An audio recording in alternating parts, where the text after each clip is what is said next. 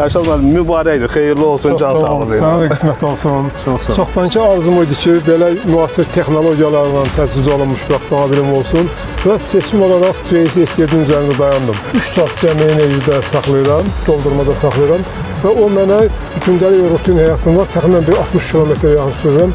Təbii ki, amma plug-in hibrid olduğuna görə hibrid rejimində tam bəs eləyir. Çox maraqlı və ergonomik bir dizaynı var.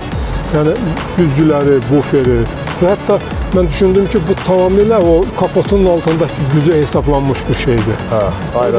Dərhal diqqət cəlb edir də. Məsələn, istər yandan, istər arxadan, istər də ön tərəfdən baxanda həqiqətən baxırsan ki, mükəmməl bir dizayn var. Avtomobilin işıq texnikası ağıllıdır. Bu gündüz işıqları və burada müəyyən o şəkillər də vermək olur. 2000-dən yuxarı burada xüsusi ledlər var və o ledlərlə ayrı-ayrı kombinasiyalarda animasiyalar düzəltmək olur.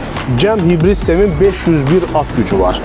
613 Nm torqu, bütün bu güclər kifayət qədər böyükdür. Aydın ki, batareyalarda enerji olmalıdır. 36,3 kWh-lıq batareya həcmidir və bu təkcə EV rejimində 180 km məsafəni getməyə imkan verir. Benzin işlətməyəcəksiniz. İstəsək bunu da seçə bilərik. Sən bax, bu çox səliqəli bir işıqdır. Sonra belə variant var.